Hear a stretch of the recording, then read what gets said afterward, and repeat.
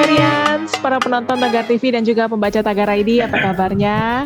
Senang sekali saya, Kori Olivia, bisa kembali menemani Anda dalam program Jelang Beduk Maghrib bersama Ustadz Sukron Makmun, intelektual Nahdlatul Ulama sekaligus penulis buku Modernisme Islam dalam konteks Indonesia kekinian. Assalamualaikum Ustadz, apa kabarnya? Waalaikumsalam warahmatullahi wabarakatuh. Alhamdulillah Mbak Kori, baik selalu, alhamdulillah sehat juga. Semoga Mbak Kori juga sehat ya. Amin. Ustadz, topik kita hari ini adalah tentang peristiwa teror bom bunuh diri. Ini kan banyak dilakukan oleh orang-orang yang sepertinya malah sangat beragama ya Ustadz. Nah, fenomena ini membuat kita berpikir ulang, bagaimana kita menemukan guru agama yang tepat Ustadz. Bagaimana juga membedakan yang ulama yang palsu dan yang asli. Ya, terima kasih Mbak Kori. Ini pertanyaan yang sangat menarik ya. Sebenarnya adanya teror ya, baik di umat Islam maupun di umat lain di luar negeri misalkan ya. Kayak misalkan terjadi di New Zealand misalkan. Itu sebenarnya bukan kesalahan agama, tapi kesalahan seseorang dalam memahami agama. Karena saya sebagai Muslim, maka saya akan sampaikan mengenai bagaimana sih orang Islam itu, agama Islam dalam konsep mengenai ini ya. Sebenarnya orang Islam ini juga tidak boleh melakukan teror. Bahkan perang itu uzina lil ladzina yuqataluna bi annahum zulim. Bahkan perang itu diizinkan itu ketika orang itu diusir dari negaranya sendiri, diusir, dizolimi, baru diizinkan perang. Perang pun sifatnya itu defensif, bukan ofensif. Jadi salah kalau agama harus disebarkan melalui pedang. Kalau sekarang dengan senjata itu tidak benar.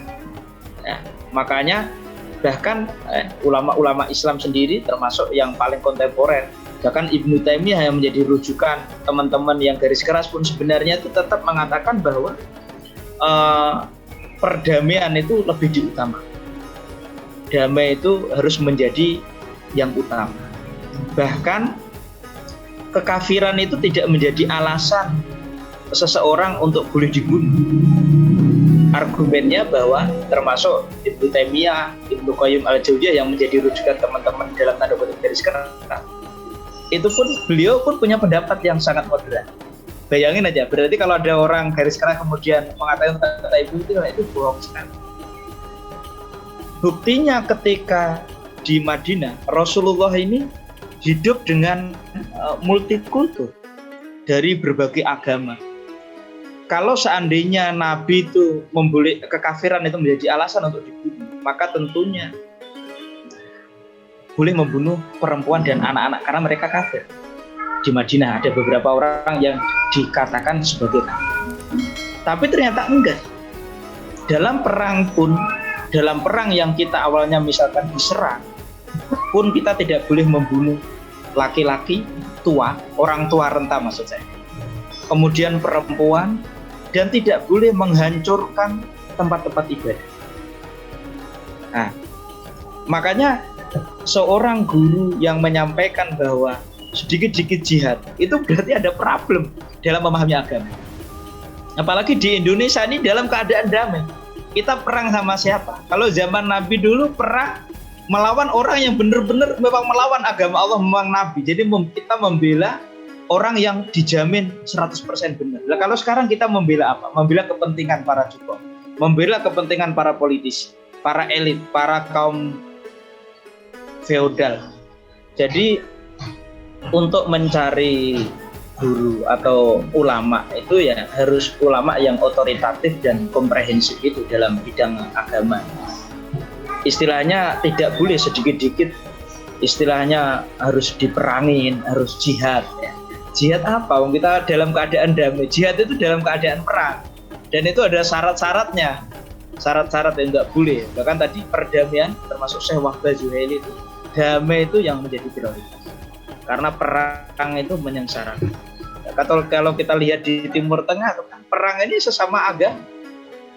Termasuk yang di Palestina itu 3 agama berperang. Semuanya mengatakan perang atas nama Tuhan. Yang kasihan warganya, sengsara sampai sekarang di Afghanistan, di belahan dunia yang masih memerang.